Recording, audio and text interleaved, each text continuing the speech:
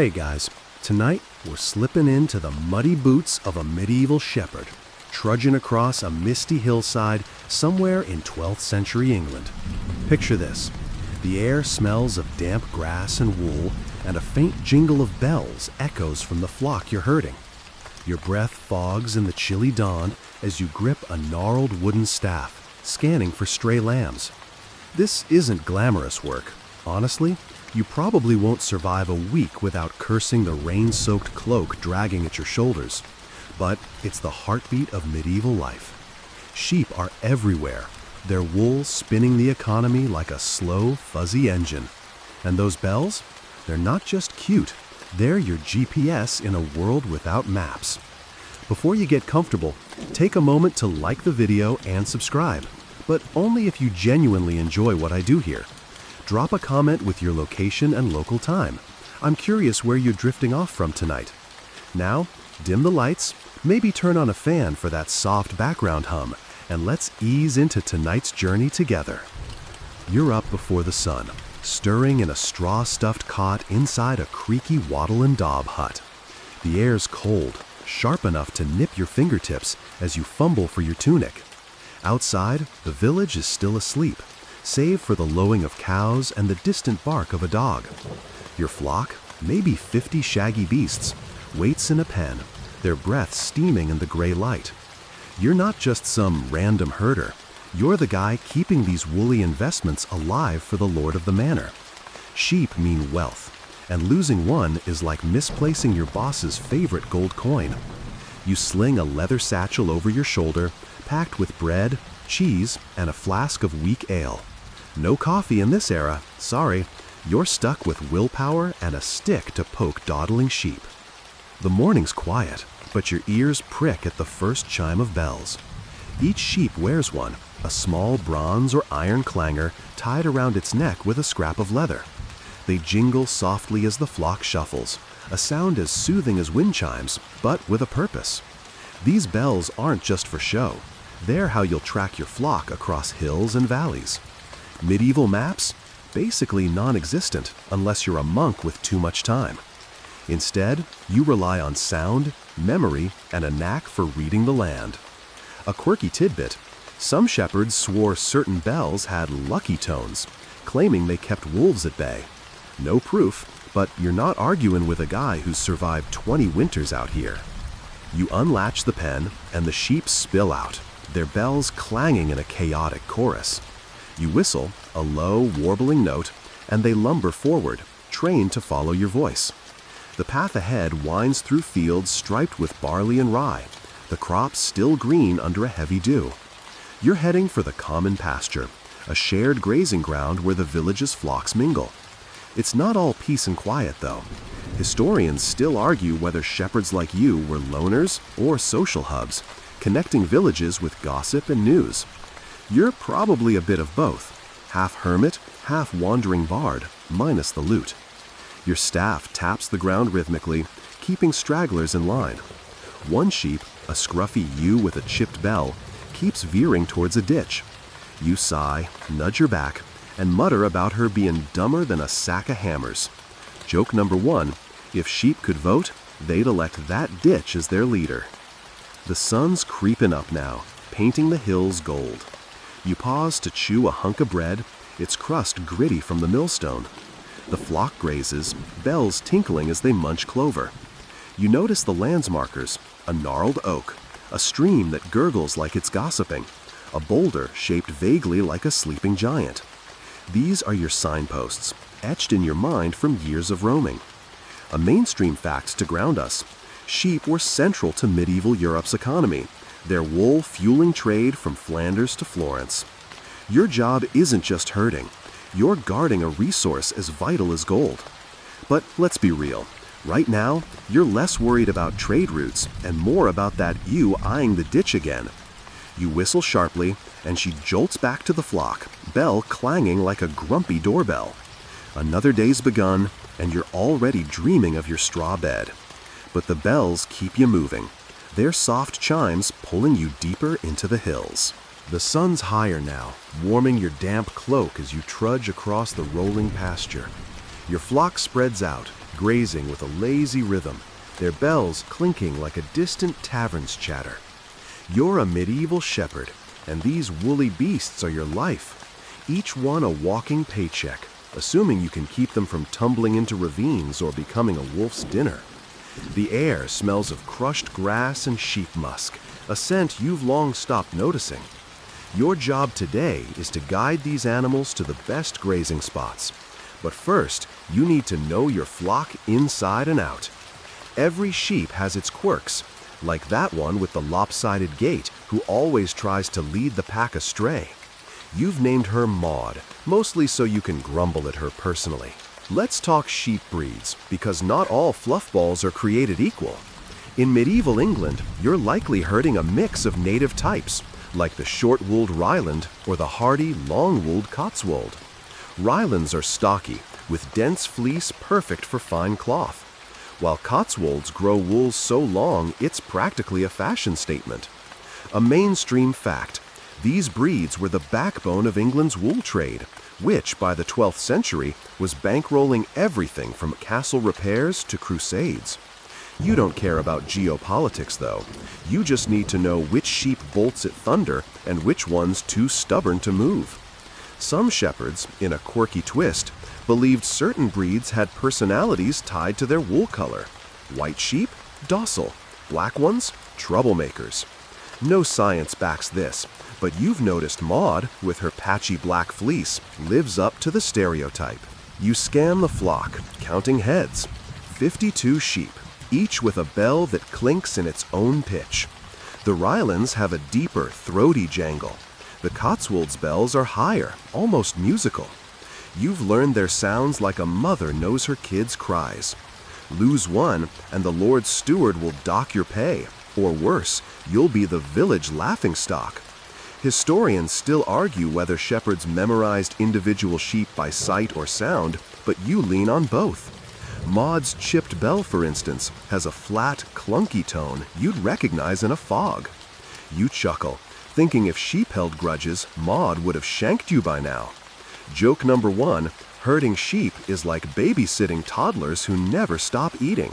The pasture's dotted with wildflowers, clover, buttercups, and vetch that your flock munches eagerly. You guide them toward a lush patch near a stream, its burble blending with the bell's soft chime. Your staff, a sturdy ash stick worn smooth by your grip, knows this land like your own heartbeat. That dip where rain pools, that hill where the wind howls. Each breed reacts differently here.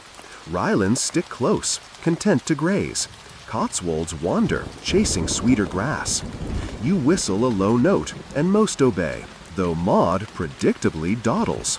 You tap her flank, muttering about her being as cooperative as a tax collector. Your satchel's lighter now, the bread and cheese long gone. You sip your ale, wincing at its sour bite. Feeding the flock means knowing their tastes, too. Rylands love clover.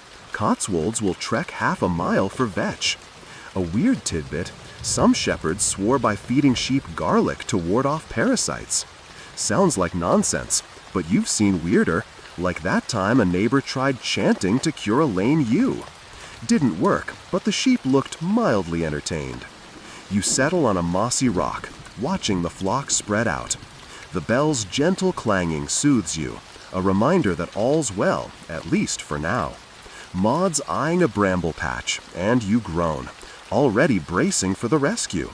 Another hour, another battle with her woolly rebellion.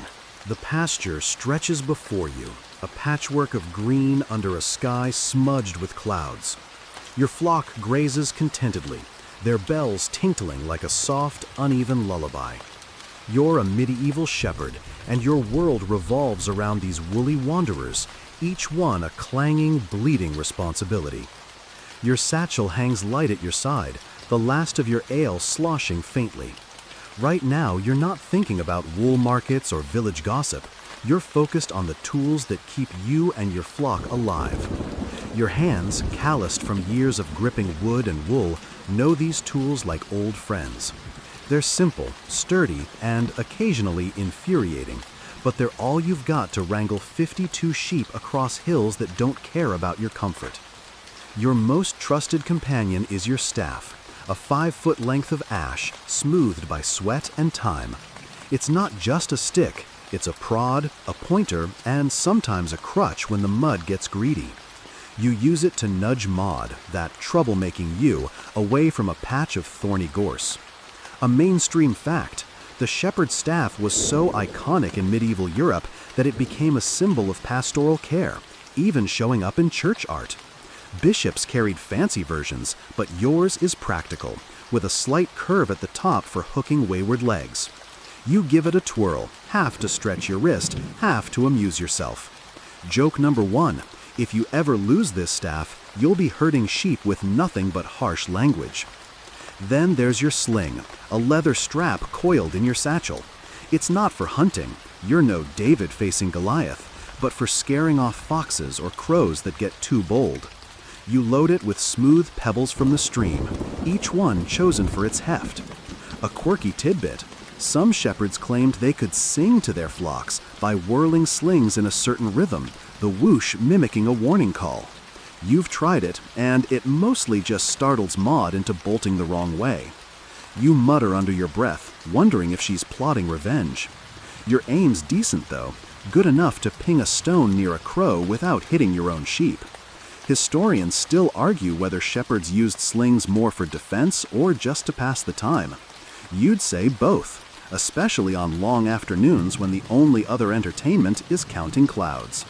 Your knife, a short iron blade with a bone handle, is another essential. It's for trimming hooves, cutting twine, or carving a quick notch in your staff to track days. It's duller than you'd like. Sharpening stones aren't cheap, but it gets the job done. You also carry a small wooden whistle, carved from hazel, which you blow to signal the flock. Its sharp trill cuts through the bell's jangle, though Maud, naturally, ignores it half the time. You're tempted to carve her name into it, just to make a point. Joke number 2, if sheep had unions, Maud would be staging a sit-in right now.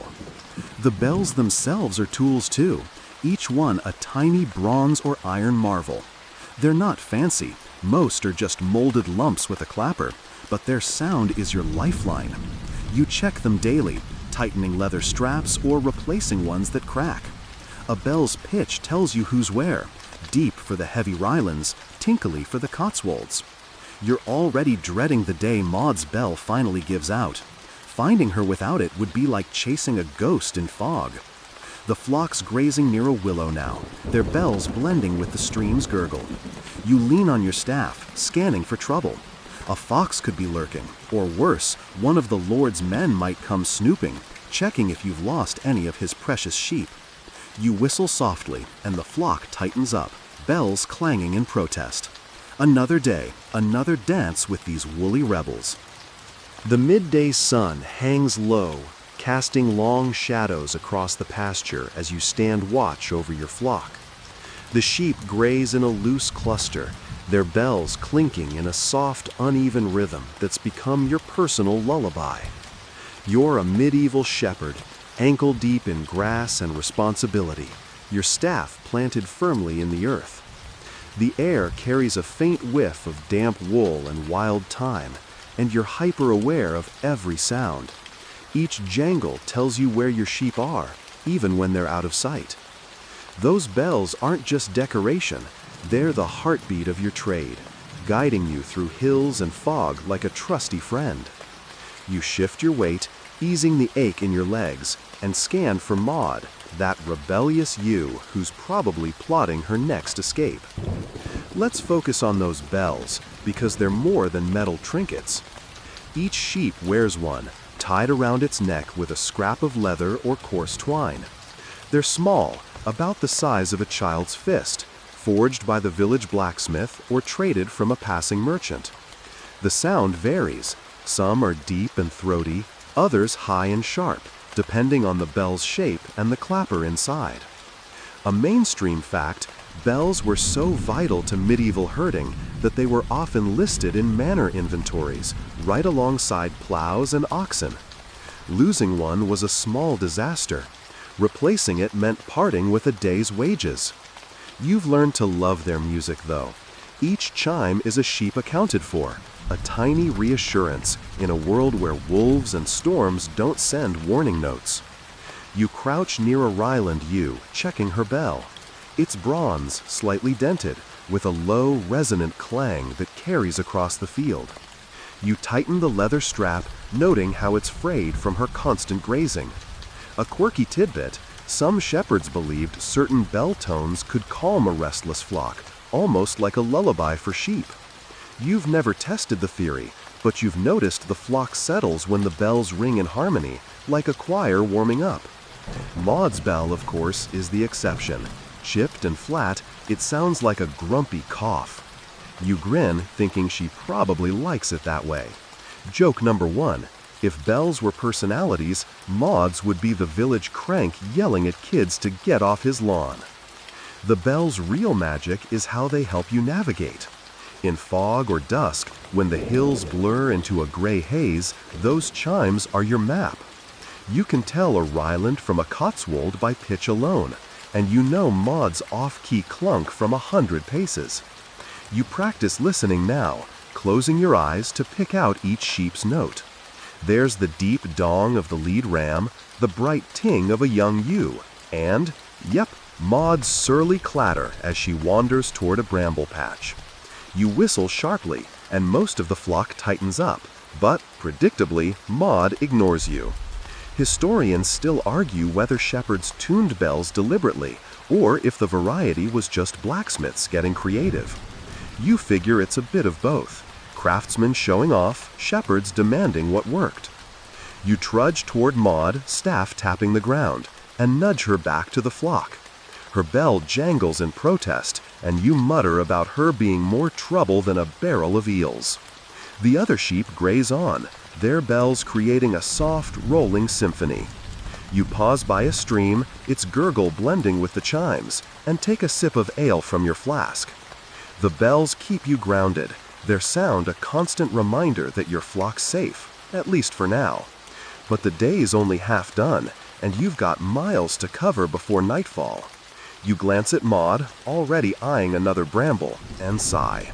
Joke number 2: if sheep could talk, Maud would demand a solo in the bell choir and miss every note. The afternoon sun dips lower, painting the hills in soft gold as you guide your flock across the pasture. The air's warm now, thick with the scent of clover and the faint musk of wool. Your sheep shuffle along, their bells clanging in a gentle, uneven rhythm that's as familiar as your own heartbeat. You're a medieval shepherd, staff in hand, eyes sharp for any sign of trouble, whether it's a straying ewe or a hawk circling too close.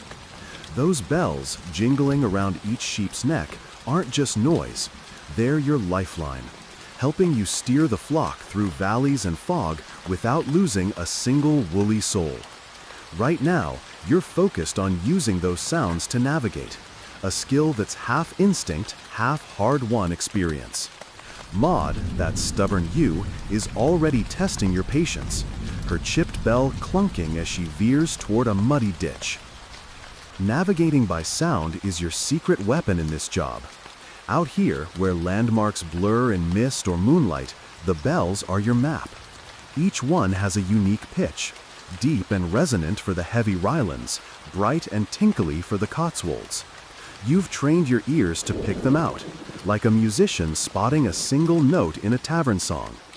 A mainstream fact: medieval shepherds relied so heavily on bells that some manors taxed their use, claiming the sound itself was a resource for the Lord's land. You roll your eyes at the thought. Taxing a bell's chime is like taxing the wind for blowing. But you get why they're precious. Without them, you'd be chasing shadows in the fog, hoping you don't lose half the flock. You pause on a rise, closing your eyes to listen. The bells weave a soft tapestry of sound. A low dong from the lead ram, a sharp ting from a young ewe, and Maud's flat, grumpy clatter cutting through like a sour note. You can tell she's drifted left again, probably sniffing out some inedible weed. A quirky tidbit: some shepherds swore they could read a flock's mood by the bell's rhythm. Steady chimes meant calm grazing. Frantic ones signaled danger. You've noticed it too. When a storm's brewing, the bells jangle faster, like the sheep know trouble's coming. You whistle a low, rolling note, and most of the flock shifts toward you, their bells settling into a smoother cadence. Maud, of course, ignores you, her bell thudding as she stomps through mud. Joke number 1. If Maud's bell was a voice, it'd be yelling, "Leave me alone," in every language. You trudge toward her, staff sinking slightly into the damp earth. The hills roll out before you, marked by familiar signs. A twisted hawthorn, a stream that gurgles like it's gossiping, a boulder you've nicknamed Old Grump for its stubborn bulk. But when fog rolls in or night falls, those vanish, and the bells take over. You've learned to judge distance by sound. Faint chimes mean a sheep strayed too far. Sharp ones mean it's close. Historians still argue whether shepherds like you could track a single sheep in a blizzard just by its bell. You'd say it's possible, but it takes years of listening, plus a lot of swearing when Maud decides to play hide and seek. You reach her now, nudging her back with your staff. Her bell clanks in protest, and you mutter about her being as cooperative as a tax collector's smile. The flock's grazing near a cluster of wildflowers now, their bells mingling with the hum of bees.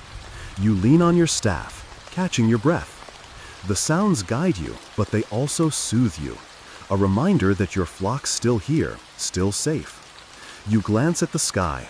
Clouds are gathering, and the bells might soon be your only guide. You whistle again, sharper this time, and the flock tightens up, except for Maud, who's eyeing another ditch. Joke number 2. If sheep had maps, Maud would draw one straight to every mud puddle in England. The sky's turning moody now, clouds bunching up like a crowd at a village fair. You're a medieval shepherd, standing on a wind-swept hill, your cloak flapping as you watch your flock graze. The bells around their necks jingle softly, a familiar chime that keeps you grounded even as the air grows heavy with the threat of rain. Your staff digs into the turf, and your eyes flick to Maud, that troublesome ewe, whose chipped bell clunks as she noses a patch of soggy grass. Right now, your job isn't just about guiding sheep to greener pastures, it's about keeping them alive against nature's tantrums. Storms, wolves, and muddy bogs are your enemies, and every day's a quiet battle to outsmart them. The bells help, their steady clang telling you the flock's still together, but you're braced for trouble. Storms are the worst of it. A good downpour can turn a familiar path into a swamp, and sheep, bless their woolly hearts, aren't exactly survival experts. A mainstream fact, medieval shepherds often lost entire flocks to sudden floods, especially in lowlands where rivers swelled without warning. You've seen it happen, water rising fast, sheep panicking, bells jangling like a frantic alarm. You know to avoid flood-prone dips, like that deceptively calm meadow by the stream you passed earlier. Today, the wind's picking up, tugging at your hood, and you squint at the horizon. Rain's coming, and you need to move the flock to higher ground before the ground turns to mush. You whistle sharply, and most sheep lumber toward you, their bells clinking in a hurried rhythm. Maud, naturally, dawdles, her bell thudding as she chews a weed. You mutter about her being as weather-savvy as a turnip. Wolves are another headache. They're rare, but one hungry pack can ruin your year. A quirky tidbit, some shepherds tied extra loud bells to their lead sheep, hoping the noise would scare predators off. You've done it yourself, looping a heavy bronze clanger on the lead ram, whose deep dong echoes like a church bell. It works, sometimes. Last spring, you scared off a skinny wolf with a well-aimed stone from your sling, the bells going wild as the flock bolted. You grin, remembering the wolf's startled yelp. Joke number 1, if wolves had nightmares, they'd dream of your ram's bell ringing them awake. But you don't rely on bells alone. You scan for paw prints, listen for rustles, and keep your sling ready, pebbles clinking in your satchel. Historians still argue whether shepherds like you feared wolves or weather more. You'd vote for storms. Wolves you can scare, but rain doesn't negotiate. Right now, the wind's howling, and the first fat raindrops splatter your cloak. You urge the flock toward a rocky ridge. Its slope steep but dry. The bells jangle faster as the sheep sense the storm, their hooves squelching in the grass. Maud's bell clanks as she stumbles, and you haul her out of a muddy patch, cursing under your breath. Your staff's slick with rain now, but you grip it tight, prodding stragglers along. The ridge looms ahead, a safe haven if you can get there before the deluge. You think back to that garlic-fed sheep rumor. Supposedly it kept parasites at bay. Maybe it works on storms too. You chuckle, shaking your head. Joke number 2. If garlic repels rain, you're planting a field of it tomorrow. The flock's bells ring out, a chaotic symphony against the wind's low moan. You're soaked, your boots heavy with mud, but you keep moving. The ridge is close, its rocks glinting wetly. You whistle again, and the flock tightens, their bells a lifeline in the growing dark. Maud's still lagging, her bell a dull thud in the chaos. You sigh, already dreading the lecture you'll get if she catches a chill. Nature's not your friend today, but those bells? They're the only thing keeping your flock and your sanity intact. The rain's eased to a drizzle now, and you're perched on a rocky ridge, your flock huddled close as their bells clink softly in the damp air. You're a medieval shepherd, soaked to the bone, your cloak heavy but your spirits oddly high. The storm didn't win today, and your sheep are safe, grazing on sparse grass between the rocks. Maud, that defiant you, is mercifully still, her chipped bell giving a half-hearted clunk as she chews. Your staff leans against a boulder, and you wipe rain from your face, catching your breath. The village isn't far, a cluster of thatched roofs nestled in the valley below, and it's time to mingle with its folk. As a shepherd, you're not just a loner wandering the hills. You're woven into the village's rhythm, trading news, bartering wool, and swapping stories that make you the talk of the tavern. Village life is a web of connections, and you're one of its threads. You trudge down the slope, the flock's bells jingling as they follow. The path leads to the village common, where other shepherds, farmers, and weavers gather. A mainstream fact: medieval villages rely on shepherds like you to supply wool, which fueled local markets and even distant trade routes to places like Bruges. You're not just herding sheep, you're herding wealth. When you reach the common, you nod to Agnes, the weaver, who's already eyeing your flock's fleeces. She'll trade you bread or a new tunic for a sack of wool, and you haggle like it's a sport. You toss in a grin, joking that Maud's fleece is pre-muddied for authenticity. Joke number 1, Agnes laughs, but you both know she'll still pay for it. There's a quirky tidbit about village interactions. Shepherds were often the village's unofficial news network, carrying gossip from one hamlet to the next. You've got stories, tales of a peddler's bad deal or a neighbor's runaway cow, and the villagers lean in when you talk. Today, you share a bit about a merchant who swore his donkey could count coins. The blacksmith, red-faced from his forge, snorts and calls it nonsense, but the kids nearby beg for more. You lean on your staff, bells chiming behind you, and spin the tale a little longer, enjoying the attention. Historians still argue whether shepherds were social outcasts or vital community members. You'd say you're both, half wild from the hills, half tethered to the village's pulse.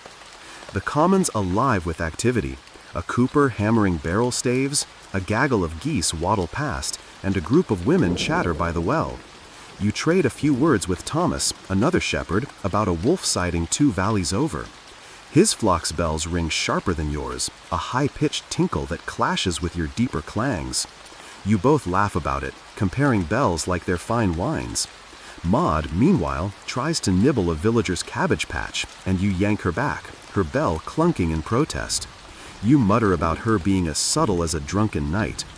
The villagers know you, though. They forgive Maud's antics because your flock's wool keeps their looms busy.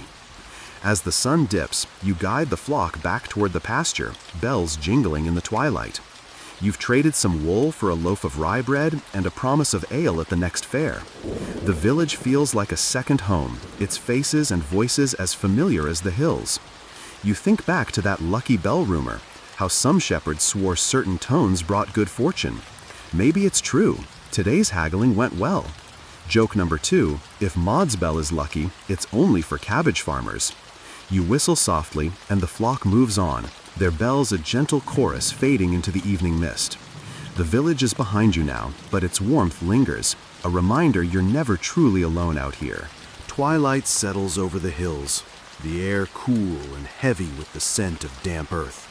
You're a medieval shepherd, guiding your flock back to a sheltered pasture, their bells clinking softly in the fading light.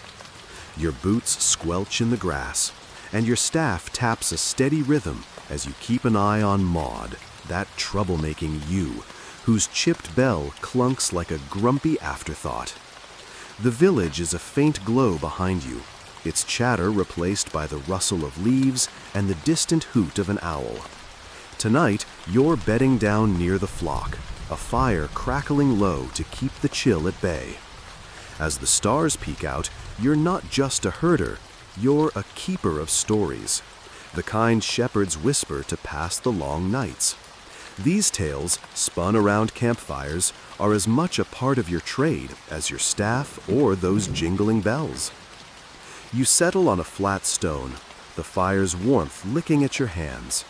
The flock's bells tinkle as they huddle nearby, grazing or dozing. Shepherd stories aren't just gossip, they're folklore, woven from the hills and the strange things seen in them. A mainstream fact: medieval shepherds often shared oral tales that mixed practical wisdom with superstition, passing down warnings about wolves or wayward spirits. One story you've heard since you were a boy is about the bell wraith, a ghostly figure said to mimic sheep bells to lure shepherds into bogs. You don't believe it much, but when the fog's thick and Maud's bell sounds just a bit off, you can't help but shiver. You poke the fire, chuckling at your own nerves. Joke number 1, if the bell wraith's real, it's probably just Maud playing pranks. A quirky tidbit: some shepherds claimed certain bells could summon good spirits, not just scare off bad ones.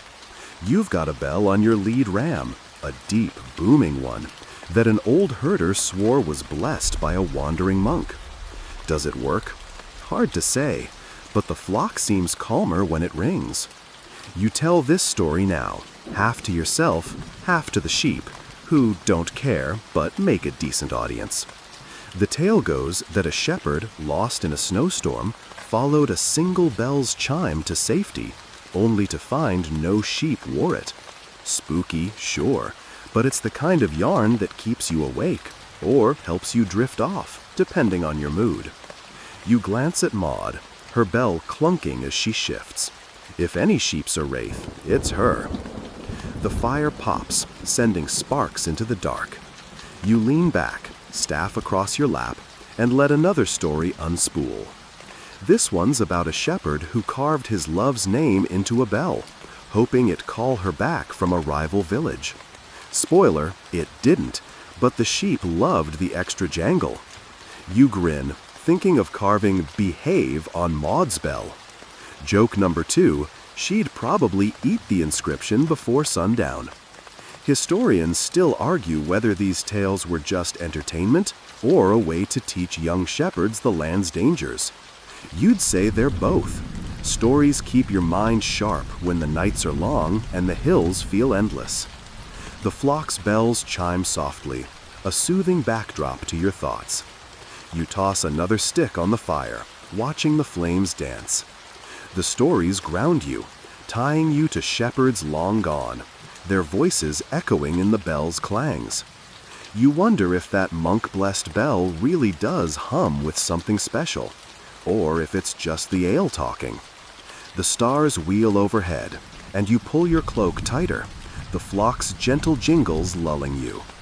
Maud's bell clunks once, sharp in the quiet, and you mutter for her to settle down. The fire's glow fades, but the stories linger, wrapping you in their strange, sleepy comfort as the night deepens. The night's given way to a crisp spring morning, and you're back on the hills, a medieval shepherd with a staff in hand and a flock trailing behind. The air's alive with the scent of budding flowers and wet grass, and your sheep's bells jingle in a lively chorus as they scatter across the pasture. Maud, that ever-defiant ewe, is already testing your patience, her chipped bell clunking as she noses a patch of clover. Spring is lambing season, and it's chaos wrapped in fluff. You're not just herding now, you're playing midwife, nursemaid, and warrior-in-chief, keeping newborn lambs alive while their mothers graze and the bells keep chiming. It's exhausting, but the sight of wobbly lambs makes it worth it. Mostly. Lambing is the heart of your year. The flock's grown since dawn, with new lambs stumbling on spindly legs, their tiny bleats cutting through the bells' clangs. A mainstream fact, in medieval Europe, lambing season was critical, as a good crop of lambs meant more wool and meat for the manor, boosting your status from guy with a stick to guy who doesn't get flogged this year. You're crouched now, checking a newborn Ryland lamb, its fleece still damp from birth. The mother, a sturdy ewe, nudges you, her bell ringing sharply. You pat her, murmuring soft words to keep her calm. Maud, meanwhile, has wandered off, her bell thudding as she investigates a ditch. You sigh, already bracing for the day's chaos. A quirky tidbit, some shepherds believed rubbing a newborn lamb with herbs like mint could ward off evil spirits. You've tried it once, mostly because an old herder swore it worked, but all you got was a minty-smelling lamb and a sneezing ewe. Still, you check each lamb's health, eyes clear, legs steady, because losing one hurts your purse and your pride. You spot a weak lamb struggling to nurse and gently lift it to its mother's side, its tiny bleat barely audible over the bells. Joke number one, if lambs had jobs, this one's applying for professional wobbler. You've got maybe a dozen new lambs today, and the flock's bells are a constant reminder to keep counting heads. The pasture's a mess of activity. Ewes calling, lambs tripping, bells clanging in every pitch. You move fast, guiding strays back with your staff and whistling to keep the flock tight. Maud's bell clunks as she finally rejoins, looking smug despite the mud on her fleece. Historians still argue whether shepherds like you handled lambing alone or relied on village help. You're solo today, but you've seen wives and kids pitch in during busy seasons, their chatter mixing with the bell's chime. You kneel by another lamb, checking its hooves, and think of that bell wraith tale from the campfire. Imagine it showing up now, lost in the lambing chaos. You chuckle, shaking your head. The sun's climbing, warming your back as you work. A ewe births another lamb, and you're there, wiping mucus from its nose so it can breathe. Its mother's bell jangles as she shifts, and you hum to soothe her, a trick you learned from older shepherds. The flock's bells keep you grounded, their rhythm a steady pulse amid the season's frenzy. Maud's clunking nearby, and you shoot her a look, muttering about her staying out of trouble for once. Joke number two, if Maud had lambs, they'd be born plotting ditch escapes. You stand, stretching your aching back, and survey the flock. The lambs are tiny miracles, their bleats mingling with the bell's soft song. Spring's here, and despite the chaos, you're exactly where you're meant to be. Summer's warmth blankets the hills, the air thick with the scent of wildflowers and sun-baked grass.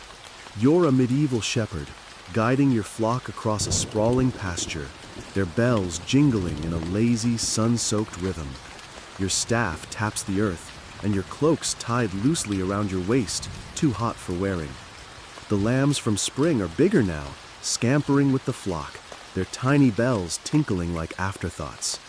Maud, that rogue ewe, is predictably off course, her chipped bell clunking as she chases a patch of sweet vetch.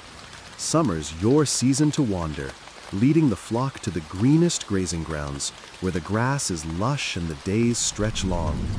It's less frantic than lambing, but the bells still guide you, their chimes cutting through the hum of bees and distant birdsong. You're headed to higher pastures today, where the grass grows thick and the air's cooler. The flock spreads out, grazing eagerly, their bells clanging in a soft cacophony.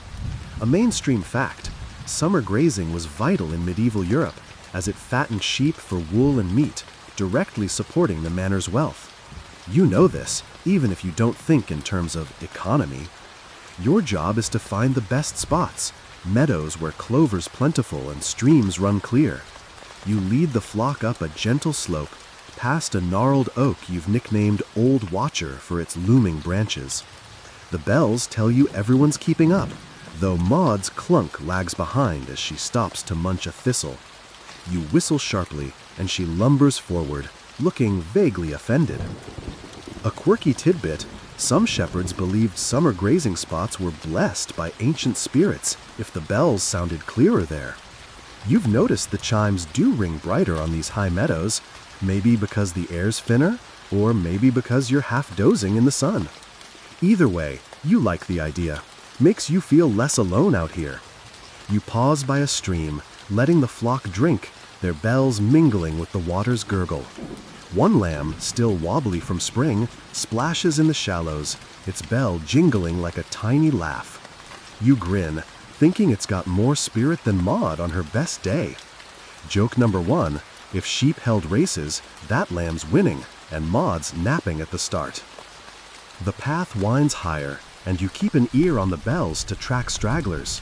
The Ryland's deep clangs blend with the Cotswold's higher tings, and Maud's flat thud stands out like a sour note. You've learned to judge distance by sound. Faint chimes mean someone's wandered too far. Sharp ones mean they're close. Historians still argue whether shepherds like you planned grazing routes or just followed the flock's whims. You'd say it's a bit of both. You know these hills like your own hands, but sheep have a knack for picking their own paths. You nudge a Cotswold back with your staff, its bell ringing brightly. And think of that garlic for parasites trick from lambing season. Maybe it's keeping the flies away today? You doubt it, but the flock looks healthy, grazing contentedly under the wide sky. The sun's high now, and you settle on a flat rock, pulling a chunk of bread from your satchel. The flock spread across the meadow, their bells a soothing hum. You spot Maud eyeing a steep drop and hustle over, staff ready, muttering about her being as adventurous as a barrel of eels. Her bell clunks in defiance as you steer her back. Joke number two, if Maud ever picks a good path, you'll eat your staff. The bells keep chiming, a reminder that the flock's safe, the grass is green, and summer's in full swing. You lean back, chewing slowly, the hills stretching endless before you. Another day, another wander, guided by that familiar jingling song. Autumn's crisp bite nips at your fingers as you stand on a wind-swept hill, a medieval shepherd watching your flock munch the last of the season's grass. The air smells of fallen leaves and damp wool, and the bells around your sheep's necks jingle in a brisk, uneven rhythm. Your cloak's back on, heavy against the chill, and your staff digs into the frost-kissed earth. Maud, that stubborn you, is at it again, her chipped bell clunking as she noses a patch of wilted clover. Autumn's your time to prepare for winter, and that means shearing wool, turning your flock's shaggy coats into the village's next batch of wealth. The bells keep you grounded, their chimes cutting through the rustle of leaves, but the work ahead is relentless, and you're already dreaming of a warm fire. Shearing's no small task. You've got 52 sheep, each needing a haircut before the cold sets in. A mainstream fact, in medieval Europe, wool was a cornerstone of trade, with England's fleece fueling markets as far as Italy by the 13th century. Your job isn't just to keep sheep alive, it's to deliver quality wool that'll spin into cloth for lords and merchants. You start with a Ryland ewe, kneeling beside her as she grumbles, her bell clanging softly. Your shears, iron blades with a springy handle, are heavy but sharp, slicing through the dense fleece in steady strokes. The wool falls in thick curls, soft and warm, and you pile it into a sack. Maud's watching, her bell thudding as she shifts, and you mutter that she's next. Joke number one, if Maud's fleece matches her attitude, it'll be half mud and all attitude. A quirky tidbit, Some shepherds believed shearing under a full moon made wool grow back thicker. You tried it once, squinting in the moonlight, but all you got was a nicked finger and a cranky ewe. Still, you time your shearing for clear days like today, when the light's good and the sheep aren't soaked. You move to a Cotswold next, its long wool tangling in your shears, its bell tinkling brightly as it tries to squirm away. You grip its flank firmly, muttering about it being as cooperative as a tax collector at a charity drive. The Cotswold's fleece is longer than the Rylands, almost silky, but it's a pain to shear, catching in the blades like it's got a personal grudge. You work methodically, your hands aching as you clip, the pile of wool growing beside you. Each sheep's bell keeps you anchored, their chimes a steady reminder that the flock's still nearby, even as you wrestle with this one's woolly rebellion. The pasture's a patchwork of fading green and brown, the air sharp with the scent of crushed leaves and damp earth. You've been at this for hours, and your back screaming louder than a lamb caught in a briar. Shearing's not just about cutting wool, it's about doing it right. Too close and you nick the sheep, too loose and the wool's uneven, earning you a scowl from the village weaver. You think back to that village visit, Agnes the weaver's sharp eye sizing up your flock like a merchant at a market. She'll want this wool clean and thick, and you're determined to deliver. You pause to wipe sweat from your brow, the bell's gentle jangle mixing with the snip-snip of your shears. Joke number 2, if sheep could negotiate, they'd demand a spa day after this haircut. You move to another ewe, its bell clanging as it stomps in protest. The rhythm of shearing is hypnotic. Clip, pull, pile, repeat. But it's hard work, and the autumn chill creeps through your tunic. You're careful around the bells, not wanting to loosen one and lose track of a sheep in the fog. Remember that bell wraith story from the campfire? You half expect to hear a ghostly chime now, but it's just Maud's off-key clunk as she wanders toward a gorse bush. You'll get to her soon, though you're tempted to let her tangle herself as punishment. Historians still argue whether shepherds like you sheared primarily for profit or for the sheep's health. You'd say it's both.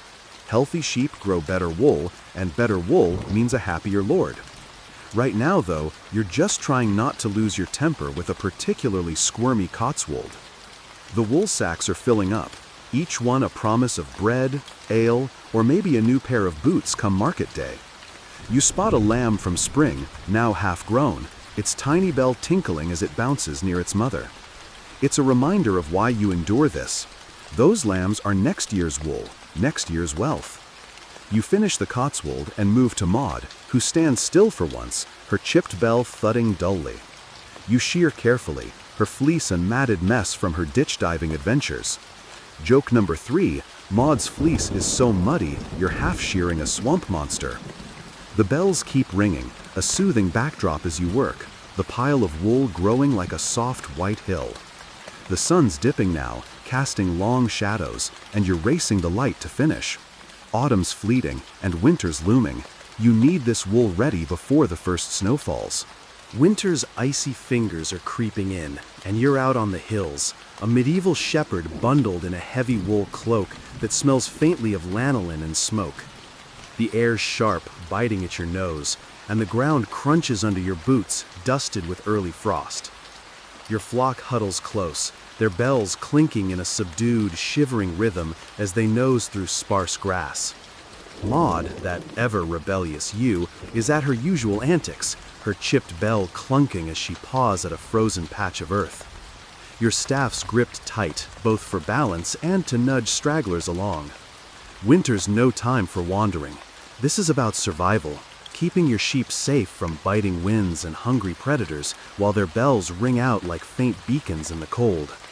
The flock's your priority, and winter makes that job brutal. You're leading them to a sheltered valley today, a dip in the hills where stone walls and thorny shrubs block the worst of the wind. A mainstream fact, in medieval Europe, winter was a deadly season for livestock, with up to a quarter of a flock sometimes lost to cold or starvation. You're determined not to let that happen.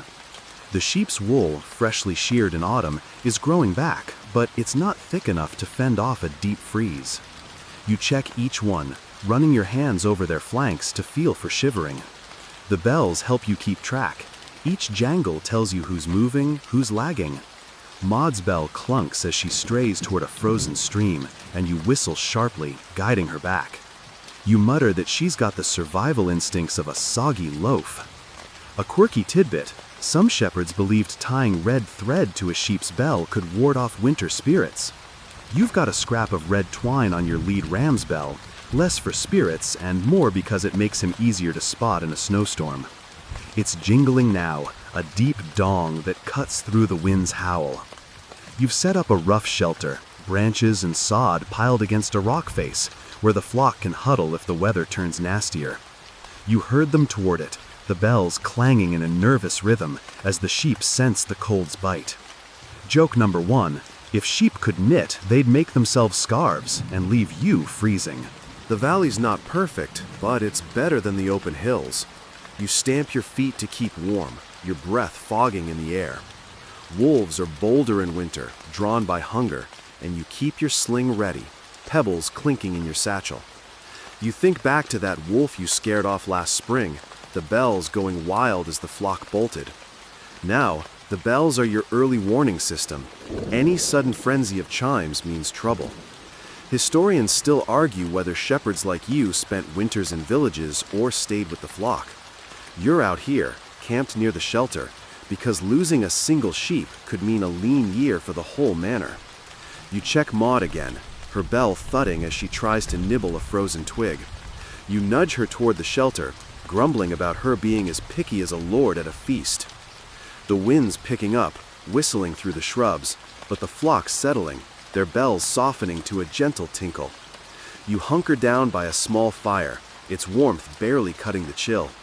The red-threaded bell on the ram catches the firelight, and you wonder if that old superstition's got any truth. Probably not, but it's a comfort, like the stories you told by the fire last summer. Joke number 2: if red thread stops spirits, Maud's bell needs a whole tapestry. The flock's safe for now, their bells a quiet hum against the winter's growl. You pull your cloak tighter, the cold seeping in, but those chimes keep you steady, a reminder that you and your flock are still here, still fighting the freeze. Autumn's grip has tightened on the hills, the air crisp with a bite that nips at your ears. You're knee-deep in a muddy pen, breath puffing out in little clouds, surrounded by sheep whose bells clank softly as they jostle. The leaves are a soggy carpet underfoot, their musty smell mixing with the greasy whiff of wool and damp earth. Your flock's coats are thick, ripe for shearing, and there's no time to dawdle. This is your big moment. That wool isn't just a blanket for your bleeding charges, it's the lifeblood of the medieval world, the stuff that fills the Lord's coffers and keeps the village from starving. You're no poetic loner gazing at the horizon. You're a cog in the wool economy, and every snip of your shears is a note in its jangling tune. You wrestle a Ryland ewe into position, her fleece tight and crimped, top-tier goods for the traders who'll spin it into gold, figuratively speaking. The shears, cold as sin in your hands, slice through with a steady snip, snip, wool piling up like a soft avalanche. Here's the history bit to mull over. By the 12th century, England's wool was the kingdom's cash cow, shipped off to Flanders and Italy for weaving into posh cloth. Your muddy hall might cloak a duke or line a cathedral's pews, but right now, it's just a mess you're dodging as you work. The flock's bells tinkle in the background, a constant hum beneath the chaos. There's Maud, her chipped bell thudding as she chews a stray leaf. Joke 1: if sheep could knit, Maud would have made herself a jumper by now, then eaten it just to spite you. The pen's a riot of bleats and muck, your fingers slick with lanolin as you move down the line. Every fleece is a paycheck, so you're meticulous, even if your back's screaming. Here's a quirky tidbit to chew on. Some shepherds reckoned shearing under a full moon boosted the wool's quality. Thicker, softer, the works. You tried it once, fumbling in the dark, and ended up with a nicked thumb and a ewe that looked ready to report you to the manor. Now you stick to daylight, when the air's crisp and the sheep aren't dripping. You pause, stretching, eyeing the sacks piling up. They're bound for market soon, where they'll trade for coin or supplies to limp through winter. You picture Agnes down the lane, her loom clacking as she turns your fleece into thread while you're out here reeking like a soggy hound. Those bells keep you tethered, their chimes slicing through the rustle of wind-whipped leaves. You've moved to the Cotswolds now, their long, wavy wool a pain to shear, but a merchant's dream, worth a pretty penny if you don't butcher it. Scholars love to squabble over your kind. Were shepherds like you chasing profit or just slaving for the manor's glory? You figure it's a bit of both. Mess up and the steward's on you like flies on dung. Do well and you might snag a nod or a pint at the harvest due. For now, you're praying your hands don't turn to ice. A spring lamb half grown butts your leg, its bell jingling like it's got opinions. Joke 2, if lambs could talk, this one would demand a wool cap. Greedy little git. The sun's sinking, shadows clawing across the pen, and you're in a race against dusk. Your hands cramp, shears heavy as lead, but the growing stack of wool sacks keeps you going. You're dreaming of market day, the haggling, the coin, the buzz, all riding on this sweaty slog. Maud's up last, her fleece a tangled disaster from her ditch-wooling antics. You snip away, muttering as she squirms, her bell clanging like she's got a comeback. Joke 3, if Maud's wool sells high, maybe you'll buy her a proper bell and a chain to keep her out of the muck. The final curls drop, and you stagger upright, back howling as you survey the damage. The sheep look absurd, all naked and shivering, their bells louder without wool to dampen them. You pile the sacks onto the cart, wood creaking under the load, and whistle the flock into line. They plod behind, bells ringing in the twilight, as you trudge down the rutted path home. Every jolt's familiar, etched into your bones from years of this, and those bells are your lifeline, proof the flock's still trailing as night swallows the hills. You roll into the village as stars prick the sky, the air rich with roasting meat and fresh bread that sets your gut rumbling. The market square's buzzing already, traders setting up, torches flaring. You unload the cart, wool sacks drawing eyes, merchants circling like wolves. Thomas, another shepherd, wanders over, his flock's shrill bells clashing with your deeper tones.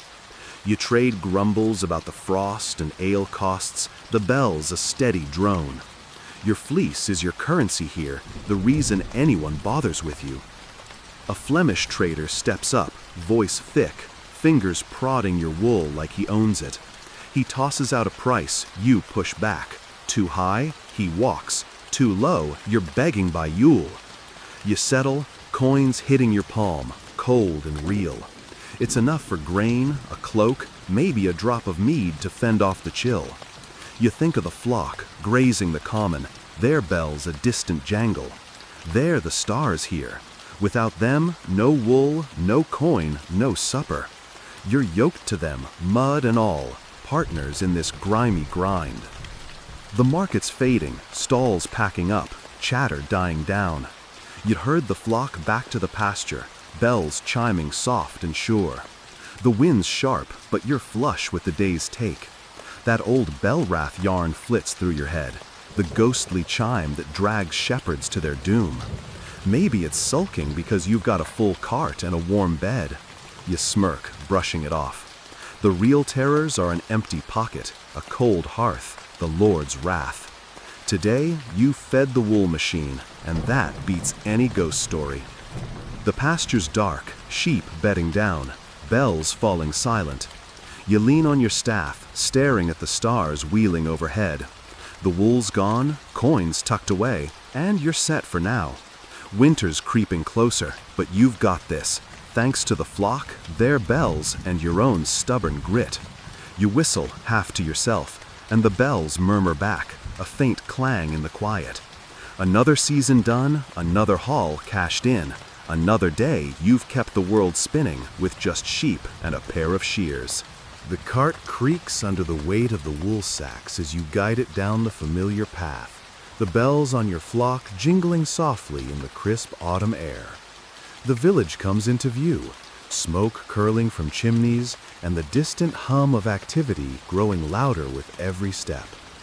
You're bone tired after days on the pastures, but there's a flicker of satisfaction warming your chest. Today's haul is solid, and the coins already clinking in your pouch are proof of a job well done. The flock trails behind you, their bells a gentle chorus that's become the soundtrack of your life, though Maud's offbeat clunk cuts through it like a stubborn drumbeat. You mutter under your breath, half amused, half exasperated. If Maud's bell was a song, it'd be the kind that clears a tavern in seconds, grating, off-key, and impossible to ignore. The village square is alive with the bustle of market day when you arrive. Stalls line the muddy paths, crammed with goods. Apples piled high, bolts of rough cloth, a blacksmith's hammers glinting in the weak sunlight. Voices rise and fall, haggling over prices, while the smell of fresh bread and spiced ale hangs thick in the air, tempting you as you steer the cart toward the wool merchant's booth.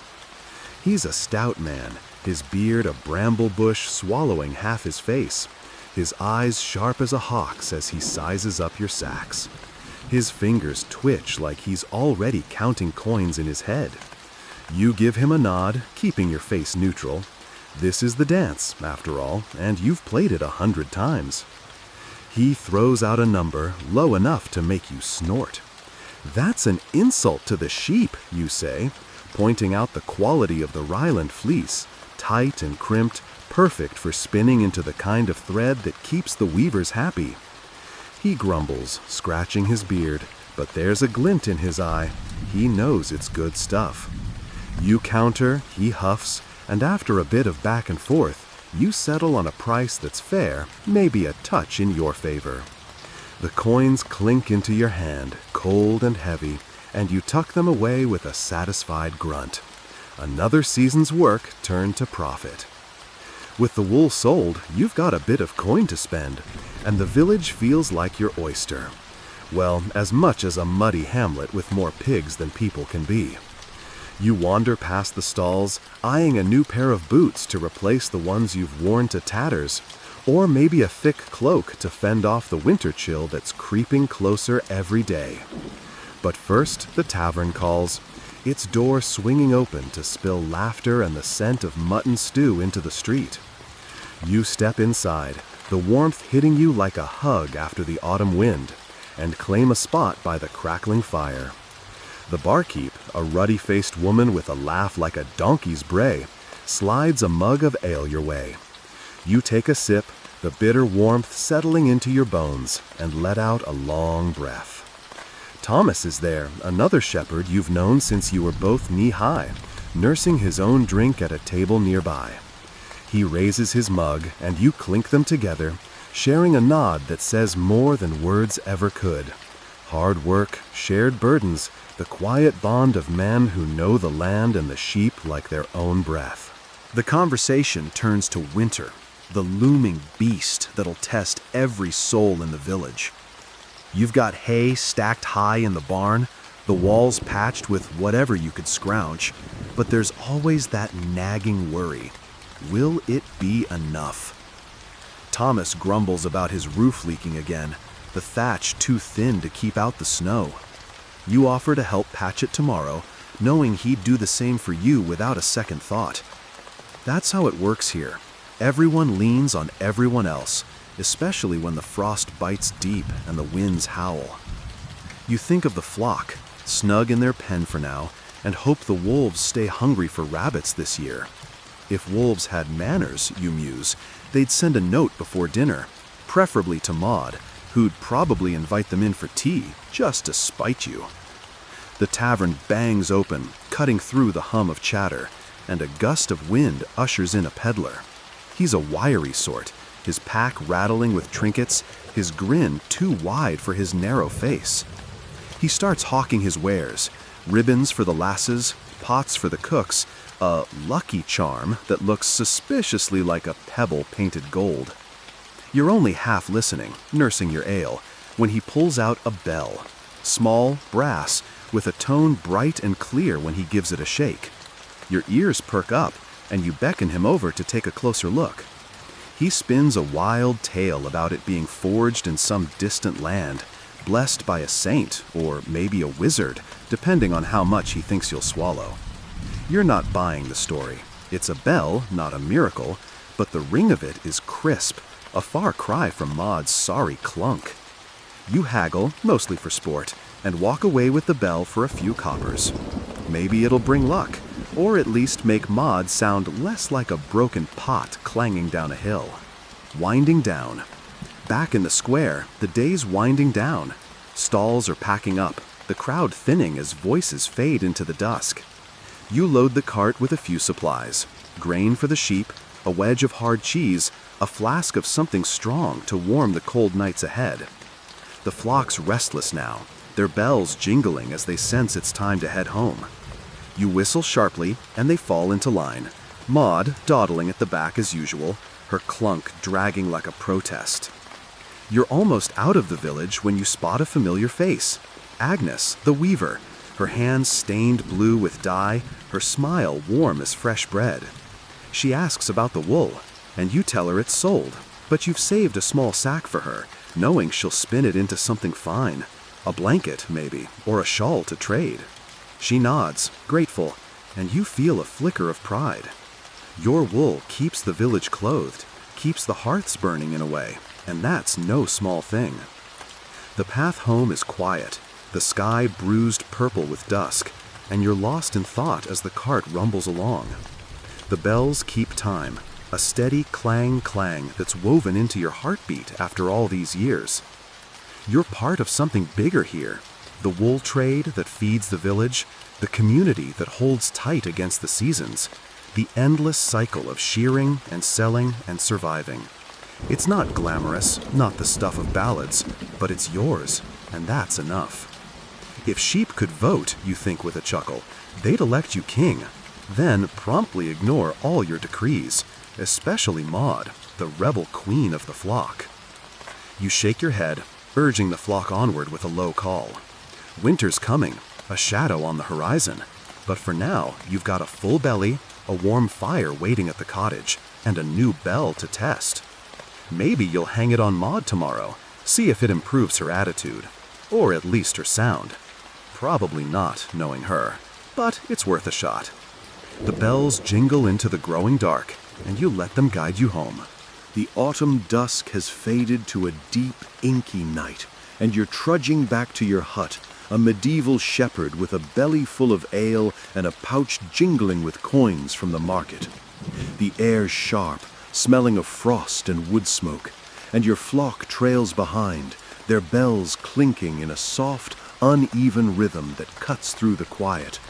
Maud's chipped bell thuds as she lags, probably plotting her next ditch dive. Your staff taps the familiar path, every rut and stone etched in your memory like a song. Tonight, though, you're not thinking about wool or wolves. You're thinking about supper, the simple meal that keeps you going through these long, chilly days. Out here, food isn't just sustenance, it's a ritual, a moment to pause and feel human amid the mud and bleating. Your hut's in sight now, a low, wattling daub hovel with a thatched roof that leaks when the wind's feeling spiteful. You herd the flock into their pen, the bells jangling as they settle, and latch the gate with a sigh. Inside, the fire's down to embers, but you coax it back with a handful of kindling, the crackle mixing with the distant chime of the flock's bells. Your satchel holds your meal, a hunk of rye bread, crusty and flecked with grit from the mill, a wedge of hard cheese, sharp enough to wake the dead, and a strip of dried mutton, tough as your boots but savory if you chew long enough. A mainstream fact: medieval shepherds like you lived on simple fare. Bread, cheese, and preserved meat were staples, with fresh vegetables a rare treat unless you pinched some from a villager's garden. You're no thief, but you've eyed those cabbages on market day. You settle by the fire, slicing the cheese with your knife, its bone handle worn smooth from years of use. The bread's stale, but softens when you dip it in a cup of weak ale, the kind that tastes like regret but keeps you warm. A quirky tidbit: some shepherds carried shepherd's purses, little pouches of dried herbs like thyme or nettle to sprinkle on their food, claiming it kept spirits high or sickness at bay. You've got a pinch of dried mint in your satchel, a gift from Agnes the weaver, and you crumble it over the cheese. Does it help? Maybe. It's better than Maud's muddy fleece, at least. You take a bite, the mint cutting through the cheese's tang, and grin. Joke number 1. If mint cures bad moods, Maud needs a sackful sprinkled on her daily. The fire pops, throwing shadows across the hut's walls, and you lean back, chewing slowly.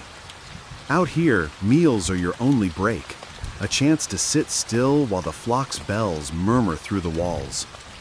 You think of the village tavern, its warmth and chatter, but this quiet suits you too. You're used to eating alone, though sometimes Thomas or a passing peddler joins you, swapping tales over bread. Tonight, it's just you, the fire, and the faint clang of the flock outside. Historians still argue whether shepherds like you were solitary by choice or necessity. Did you love the hill's silence, or were you just stuck with it? You'd say it's a mix. The hills are peaceful, but a good laugh with Thomas beats talking to Maud any day. You tear off another chunk of mutton, working your jaw like it's a wrestling match. The bells outside shift as the flock beds down, their chimes softer now, like a lullaby winding down. You think of that new bell you bought at the market, its bright ring still tucked in your satchel. Maybe it'll replace Maud's sorry clunk, make her sound less like a dropped pot. Joke number 2. If Maud's new bell doesn't fix her attitude, you'll trade her for a goat. Less wool, less trouble. You finish the meal, wiping crumbs off your tunic, and stoke the fire one last time. The night's cold, but you're fed, the flock's safe, and those bells keep humming, a reminder that you've made it through another day. Joke number 3. If sheep could cook, Maud's dish would be ditch stew, and she'd make you eat it. The first frost of autumn glitters on the grass as you step out of your hut, breath puffing in the chilly dawn. You're a medieval shepherd, staff in hand, cloak pulled tight against the cold that's creeping into your bones.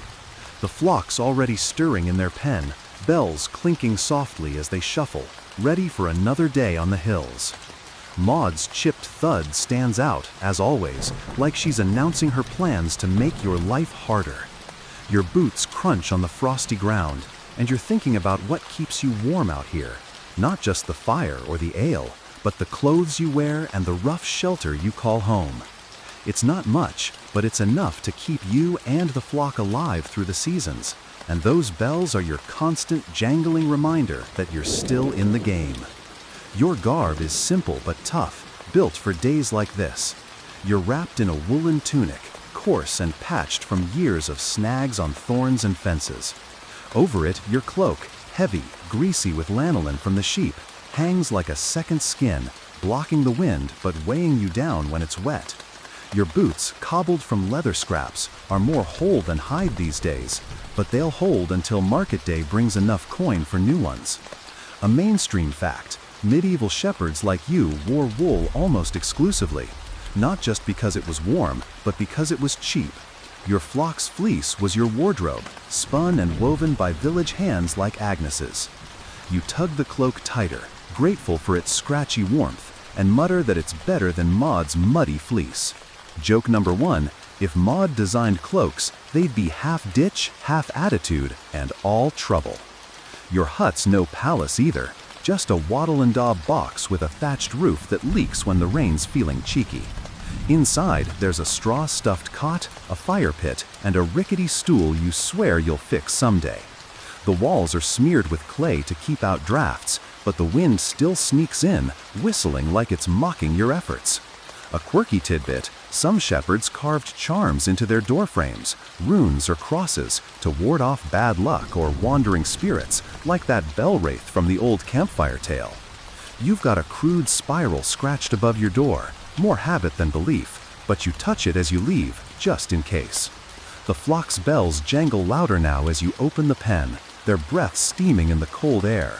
Maud's bell clunks as she pushes past, aiming for a frosty patch of grass like it's her personal mission. You lead the flock out, staff tapping the ground, the bell's rhythm guiding you through the morning mist. Your hut's not much, but it's home, a place to crash when the hills get too wild. Out here, you sometimes sleep under the stars, wrapped in that same cloak. The flock's bells your only company. Historians still argue whether shepherds like you lived rough by choice or because villages pushed you to the edges. You'd say it's practical. You're where the sheep are, and the sheep don't care about cozy beds. Still, you dream of a proper roof when the rain's pouring, and Maud's bell is the only sound cutting through the storm. Joke number 2. If sheep built huts, Maud's would have a ditch for a moat and a roof of pure chaos. The pasture's a silvery sea of frost, and you guide the flock to a spot where the grass is still green beneath the sparkle. Your tunic sleeves are frayed, but the wool's thick enough to keep you from shivering. You think of the market where you traded wool for coins and that shiny new bell still tucked in your satchel. Maybe it'll go on Maud, make her sound less like a broken cartwheel. For now, you're warm enough, the cloak doing its job as you nudge a straggling lamb back with your staff. Its bell tinkles, bright and new, a reminder of spring's chaos. Joke number 3. If you dressed like that lamb, you'd be jingling too, probably straight to the tavern for a pint. The night sky stretches above you, a vast canvas of stars twinkling like scattered coins as you sit by a low fire in the open pasture. You're a medieval shepherd, your cloak pulled tight against the autumn chill, the faint scent of wood smoke and damp wool curling around you. The flock settled nearby, their bells clinking softly as they shift in the grass, a soothing hum that grounds you in the quiet. Maud's chipped bell thuds as she fidgets, probably dreaming of her next ditch adventure. Your staff rests across your lap, and the fire's glow dances on your weathered hands. Tonight's not about work, it's about leisure, those rare moments when you can breathe, swap stories, and let the stars be your roof. The bells keep you tethered, but under this endless sky, you're as free as you'll ever be. You're not alone tonight. Thomas, the other shepherd from the village, is sprawled across from you, his own flock's bells mingling with yours in a gentle, jangling duet. He's whittling a stick, the knife flashing in the firelight, and you're nursing a flask of sour ale, its bite a familiar comfort. A mainstream fact, medieval shepherds often spent nights like this, sharing tales under the stars, their stories a mix of folklore and practical tips passed down through generations. You lean back, the grass cool beneath you, and start a yarn about a shepherd who outsmarted a wolf by tying bells to a decoy sheep. Thomas snorts, saying it's nonsense, but you wager it could work. Maud's bell alone would scare anything with ears. Joke number 1, if wolves heard Maud's clunk, they'd run faster than a monk dodging chores. The fire crackles, sending sparks spiraling upward, and Thomas counters with a story of his own, a tale about a star that fell into a pasture and turned into a golden ram. You roll your eyes, but listen, the bell's soft chime weaving through his words. A quirky tidbit, some shepherds believed the stars were the souls of old herders watching over their flocks from the sky. You glance up, half wondering if that grumpy old shepherd who taught you the trade is up there, shaking his head at your sloppy whistling. You take a swig of ale and pass the flask to Thomas, who launches into another tale about a haunted hill where bells ring without sheep. It's probably just wind through the rocks, but it gives you a shiver thinking of that bell wraith story from nights ago. You nudge the fire, muttering that ghosts should pick on someone else's flock. The bells keep up their steady rhythm, a reminder that the sheep are close, grazing or dozing under the starlight. You and Thomas trade more stories, some true, some half-remembered, all spun to fill the quiet. There's one about a shepherd who carved his love's name into a bell, hoping it'd call her back. Spoiler, she married a blacksmith instead. You laugh, thinking of carving "Behave" on Maud's new bell, still tucked in your satchel. Joke number 2, if Maud saw that, she'd eat the bell just to prove a point. Historians still argue whether shepherds' stories were just entertainment or a way to teach survival skills. You'd say they're both. Tales keep the cold at bay and the mind sharp, especially when the night's long and the wolves are prowling. The fire's dying now, and you toss on another stick, the flames flaring briefly. Thomas yawns, his whittling done, and you both fall quiet, letting the bells and the crackling fire fill the silence. The stars seem brighter, the air colder, and you pull your cloak tighter, thinking of your hut's leaky roof and the cot waiting there.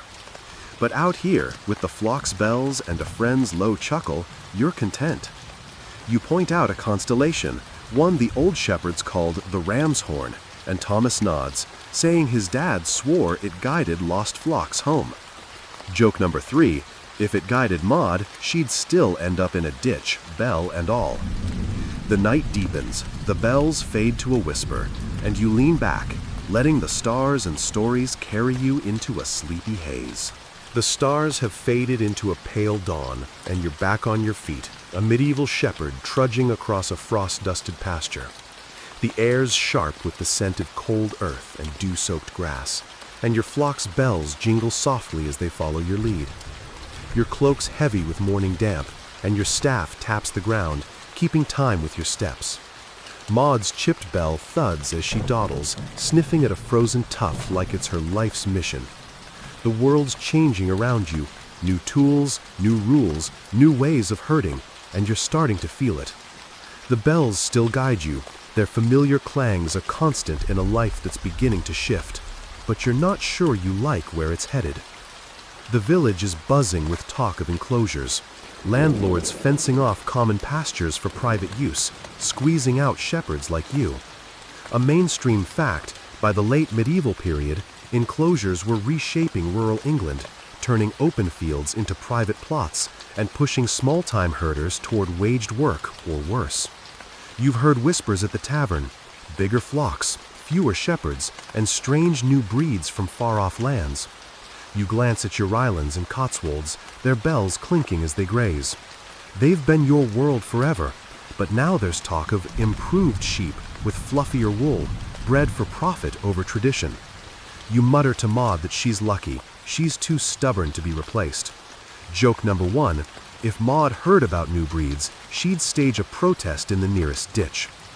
You pause by a stream, its surface glazed with thin ice, and let the flock drink.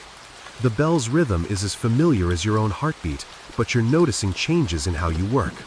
Some shepherds are using crooks now, fancy curved sticks that hook a sheep's leg from a distance. You tried one once, borrowed from Thomas, and nearly tripped over it. Your old ash staffs? Good enough, thanks. A quirky tidbit, some villages started taxing bells by weight, claiming heavier ones meant wealthier shepherds. You snort, thinking your battered collection, especially Maud's chipped clunker, wouldn't fetch a penny in taxes. Still, you check each bell as the flock drinks, tightening straps and listening for cracks. Losing one now would be a nightmare with the manor's steward sniffing around. The path leads past a new hedge, thorny and tall, a sign of the enclosures creeping in. It blocks a grazing spot you've used for years, and you curse under your breath, nudging a straggling lamb back with your staff. Its bell tinkles brightly, a contrast to the heavy dong of the lead ram. Historians still argue whether enclosures helped or hurt shepherds like you. Did they streamline herding or just make your life harder? You'd say the latter. Less land means more work to find good grass, and you're not keen on answering to some overseer with a ledger. You think back to the market, the coins from your wool, and wonder if they'll stretch as far next year when the commons shrink. The flock moves on, bells clanging through the morning mist. You're adapting, like always, learning new paths, dodging new fences, keeping the flock fed despite the changes. Maud's bell clunks as she veers toward a gap in the hedge, and you haul her back, muttering about her being as helpful as a rainstorm in a drought. Joke number 2, if Maud ran the manor, she'd enclose the whole village just for extra ditches. The sun's climbing now, burning off the frost, and you guide the flock to a still open meadow. The bells keep you grounded, their sound a thread tying you to the old ways. But the world's moving, and you're starting to wonder how long you can keep up. Joke number 3, if change comes for the bells, Maud's keeping hers. She'd outlast a castle siege just to be annoying. The autumn light fades early, casting long shadows across the pasture as you guide your flock along a familiar ridge. You're a medieval shepherd, staff tapping the frosty ground, cloak heavy with the day's damp. The air smells of wet leaves and the faint musk of wool, and your flock's bells jingle softly, a steady hum that's carried you through years of wind and mud. Maud's chipped bell thuds as she strays toward a gorse bush, her usual defiance a comfort in its own way. But the world's shifting. Enclosures, new breeds, tighter rules, and you're starting to feel like a relic. Your legacy, though, lives in the bells, the wool, the paths you've worn into these hills. Those chimes will outlast you, echoing in the hands of shepherds yet to come. You pause, leaning on your staff, and survey the flock. The Rylands and Cotswolds graze contentedly, their bells clanging in a rhythm you could follow blindfolded. A mainstream fact, medieval shepherds like you were the unsung heroes of the wool trade, their flocks fueling an economy that stretched from village looms to distant markets in Bruges and Florence. Your wool's warmed backs, filled purses, kept the village alive. You're no lord, but every fleece you've sheared, every lamb you've saved, has left a mark. You think of Agnes weaving your wool into blankets, or the merchant who paid good coin for your last haul. They'll remember you, even if it's just as that shepherd with the stubborn ewe. A quirky tidbit floats to mind. Some shepherds believed their bells carried their spirit, ringing on after they were gone. You've heard old herders swear a lost bell found in a field was a sign of a shepherd watching over his flock from beyond. You glance at Maud's battered clunker, half laughing at the thought of her bell haunting some poor soul in 100 years. Joke number 1, if Maud's bell carries her spirit, it'll be scaring future shepherds straight into the next county. You tighten a loose strap on a lamb's bell, its bright ting a reminder of spring's chaos. These bells are your legacy too, their sound a map of every hill you've walked, every storm you've weathered. The flock moves on, bells chiming through the dusk. You're passing a new fence, another sign of the enclosures creeping in, stealing the open land you've roamed since you were a boy. Historians still argue whether shepherds like you adapted to these changes or were pushed out, left to wander as hired hands. You're stubborn enough to keep going, finding new paths, but you know the old ways are fading. Still, your work lingers, in the wool, the bells, the stories swapped with Thomas under the stars. You whistle softly, and the flock tightens, except for Maud, who clunks her way toward a ditch. You haul her back, muttering that she's your real legacy, proof you can handle anything, even a sheep with a vendetta. The path dips toward the village, torches flickering in the distance. You think of the next generation, maybe a kid watching your flock now, learning the bell's song, ready to take up the staff when you're gone. You've taught a few, shown them how to listen for a stray chime or spot a wolf's shadow. Joke number 2, if they learn from Maud, they'll be experts in ditch rescue by spring. The bells keep ringing, a thread tying you to the past and future. You're not done yet, but when you are, those chimes will carry on, a quiet echo of your muddy, stubborn life. The stars are out now, and you pause, breath clouding in the cold. The flock's bells fade to a whisper as they settle, and you lean on your staff, feeling the weight of years. You've left something behind, even if it's just a pile of wool and a battered bell or two. Joke number 3, if Maud's your legacy, heaven help the next shepherd. She's a 1E wrecking crew. The night's closing in, but the bells keep you company. Their soft clang a promise that your work, your life, won't fade entirely into the dark. The night has settled over the hills, a heavy blanket of stars and frost, as you sit by a dying fire in the open pasture. You're a medieval shepherd, your cloak pulled tight against the biting cold, the faint glow of embers casting shadows on your weathered hands. The flocks huddled close, their bells clinking softly in the stillness, a gentle hum that's been your companion through countless seasons. Maud's chipped bell thuds as she shifts, probably dreaming of her next ditch escapade. Your staff leans against a rock, and the air smells of smoke and frozen grass, a quiet reminder that winter's knocking. This is your twilight, not just the day's end, but the slow fade of your life as a shepherd, your story winding down into history's quiet dusk. The bells, though, will keep ringing, carrying your echo long after you're gone. You toss a stick onto the fire, coaxing a few last sparks as you settle back, the grass crunching under your weight. The flock's bells tinkle faintly, a sound so woven into your soul that you'd know it in your sleep. A mainstream fact: shepherds like you were the backbone of medieval life, their wool and meat sustaining villages and fueling trade across continents. Your work, muddy, endless, unglamorous, kept the world spinning, from the village loom to the merchant's ship. You think of the wool you sold, the coins that bought bread and boots, the lambs that grew under your watch. It's not a bard's tale, but it's yours, and it matters. Maud's bell clunks, and you smirk, muttering that she's the only one who'd argue with that. Joke number 1. If Maud wrote history, it'd be one chapter: how to annoy your shepherd.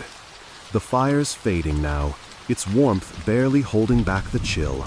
You pull your cloak tighter, thinking of the stories you've told, tales of wraiths and stars, of bells that sing to spirits. A quirky tidbit: some shepherds believed their bells held memories, each chime a piece of every hill they'd walked, every storm they'd faced. You wonder if your bells, deep for the Rylands, bright for the Cotswolds, grumpy for Maud, carry your years of trudging, whistling, cursing. Maybe some kid, decades from now, will hear a faint ting and catch a whisper of your life. You glance at the new bell in your satchel, its brass glinting in the firelight.